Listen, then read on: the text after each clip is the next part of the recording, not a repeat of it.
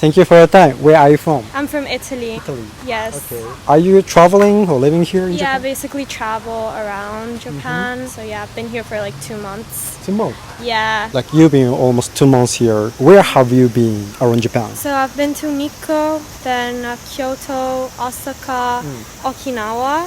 Then I did also Hong Kong, quick trip. And then I've been Kamakura and Enoshima and Kawagoe. Yeah. Many places. Yeah. So it's difficult question, but where did you like the most? I think I'd say Kyoto because I'm really into history and like I think you could really see the history in Kyoto. Yes. I don't know, it was really fascinating to see. I think it's like also very different to what we see in Europe, especially like the temples, the shrines. Especially what spot, like what side was most impressive for you? I think it's the Fishiminari temple, the one with Fishiminari. yeah, that one with the gates. I think that was like amazing. Also like going up the mountain and then seeing everything. I think that was the best and the one I enjoyed the most in Kyoto. Okay. So during this 2 month trip, so what was the highlight of your experience in Japan, your trip? I think like meeting people in hostels, I think that was a valuable experience because I think I stepped out of my comfort zone. No way I would like before this trip go up to people and talk to them. I would just stay with my friend group back home. Whilst now I think maybe it would make me less afraid, like go up to people. So you are usually staying in hostel and interact with people. Yeah. Do you often travel abroad like that, like backpacking? Not really. This is actually my first time like actually going alone.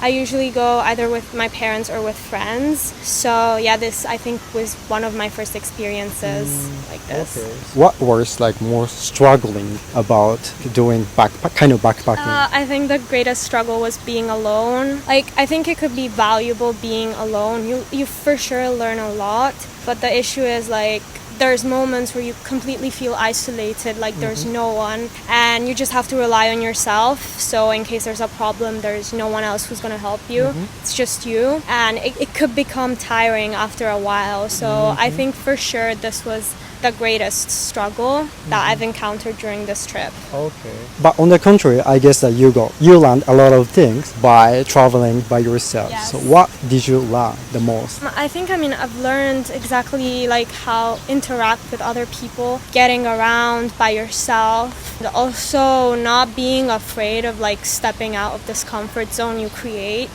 So I think those are the main advantages of going alone. And exactly, I think because you're alone and you don't want to be alone the whole time, it probably also pushes you actually to interact with someone else. So whilst if you're with someone, like you already have there someone, so I think you're less motivated to meet like new people or interact with someone. So I think this was one of the assets of being alone. So lastly, during this 2 month trip, if you got some wisdom for traveling, like some tips for traveling, could you share some tips for us to travel? I'd say plan ahead, but don't really plan everything in the details because like plans usually don't always work out how we wish. I think that's also the beauty of traveling, also this like unpredictability and uncertainty, because also that's how life is. Yes. So I think not having a complete plan is also like a good tip.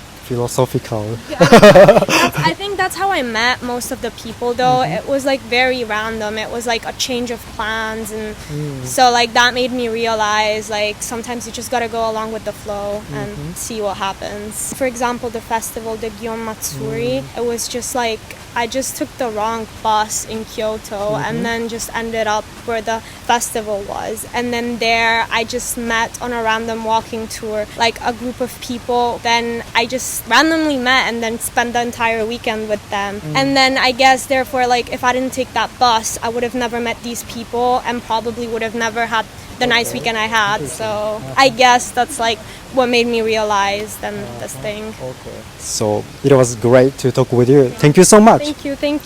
Thank you for your time. Where are you from? I'm from Italy, Venice. Are you visiting or living here? I'm visiting Japan for 70 days. So firstly, what brought you to Japan? So I've been stuck home for 3 years because of the coronavirus. So after my MA, I just want to see another culture, and I've been in love with Japan since a long time, so that's why I'm here. Okay. So actually coming to Japan, so far, did you get some impression of Japan? Yeah, the first thing I could tell you is about the respect that the people here for everything, and also, I mean, especially for the tourists. If you need help, here everyone will help you. Also, if they don't know how to talk in English, but they will find a way to communicate with you. I asked to a guy in the streets to help me find the hostels, and he didn't know how to talk in English, but he bring me there to the hostels. Okay. So that was the impression of Japan you felt. But did you get more like shocking side? Like did you get some culture shock, which you were surprised at about Japan when you actually came here?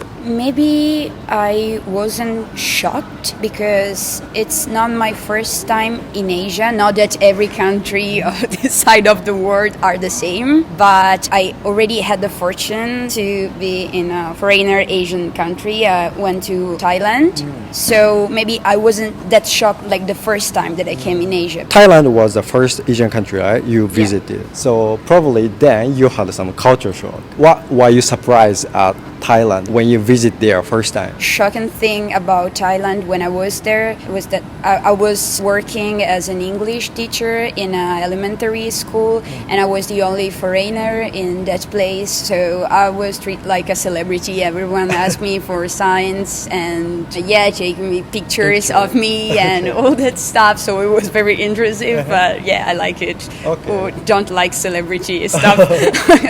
But didn't you feel like offended? No. Like it was rude? No, I didn't feel offended because I was the only foreigner, the first foreigner that those guys, those little students, so for the first time. So of course I was a new thing, and if I would be in their same situation, I would do the same, of course. So it's not that I like it because they want me to take pictures and all that stuff is stupid, but I like it because I saw the reaction of people who saw for the first time something. So that's why I like it. Okay. So I want to ask about food. Did you try some food so far in Japan? I think this morning I took the mochi. Yeah, I think it was a mochi with some peach cream inside. Kind of sweet. Yeah, kind of too much sweet, and it was also hard to cut it with the.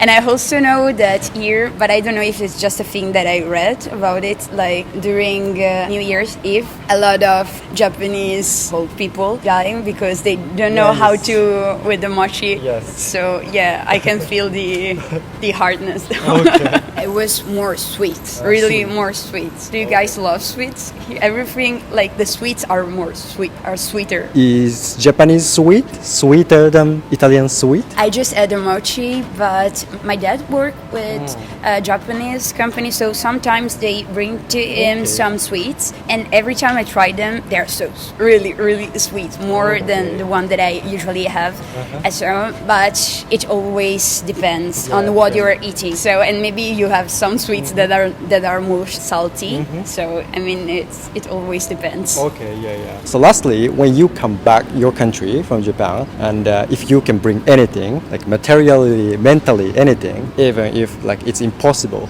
to bring back, what do you want to bring back home from Japan? I came here because I wanted to visit, of course, this culture that I would bring in my heart, but I also need the inspiration because I work in a creative sector, so it's important to get inspired by something. I mean, it's important for everyone. It makes you feel alive, and your mind will always have stimulus, from everything. And so I don't know if I can tell you just one thing because I don't know which thing it would be because it's everything. So that's my answer. I will bring, it's a really easy answer, but it's everything that could inspire me, sorry. So you want to get some ideas or concepts or more abstract? Abstract concept, I mean, really everything.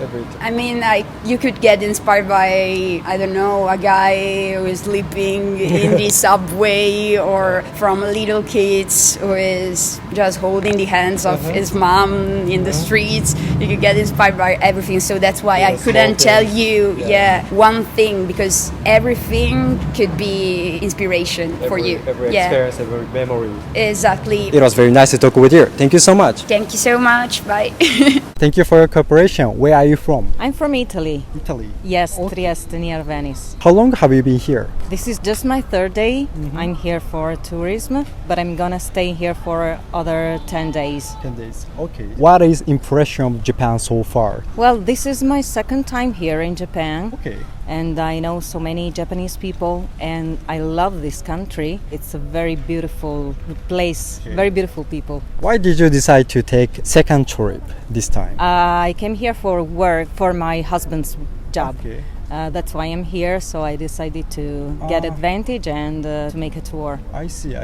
You experienced the first trip and this is second trip, so you've seen many things in Japan. And today's topic is what do you want to bring back home from Japan? So the things you like to hear. If you could bring back anything you like to hear, what will you bring to your country? I would like to bring your sushi. Sushi. Yeah, I love your food actually. Okay. But what I learned and I love most here is your education. And I like the way you relate to people and you behave to other people, because you are very polite. You thought that education affect the behavior so much? Yeah, behavior. I mean, I like the way you relate to one to each other, and I like your kindness. For example, what kind of behavior did you thought like different from your culture? Well, it's completely different from Italy because, of course, culturally we like touching people, and it's very different from Japanese culture. Yeah. But at the same time, I think we don't care enough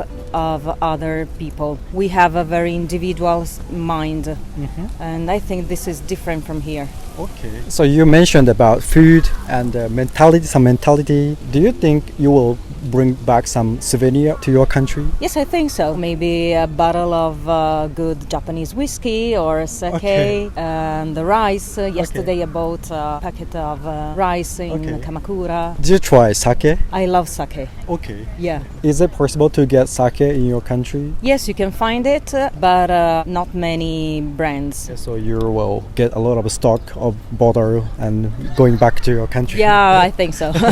Do Italian people drink alcohol a lot? Yes, especially in my country, my city. Your city? Yes. Depending on the city, it's different? It depends on the regions. Yeah, there are different regions in Italy. From the north, to south.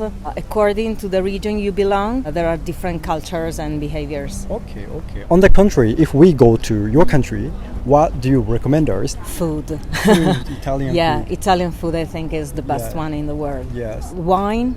We have also a good selection of wines and fashion. Fashion. We are the home of fashion in Milan. Well, we got so many important brands like Gucci, Valentino. Gucci. Like so many young people wearing Gucci here too. A lot of people in the world take the Italian style. Yeah. So it was very nice to talk with you. Thank you so much. Thank you too. ご視聴ありがとうございました。いかがだったでしょうか？動画のご感想やテーマのご要望などコメント欄で教えていただけますと幸いです。たくさんのコメントお待ちしております。チャンネル登録の際は通知ボタンもお忘れなく。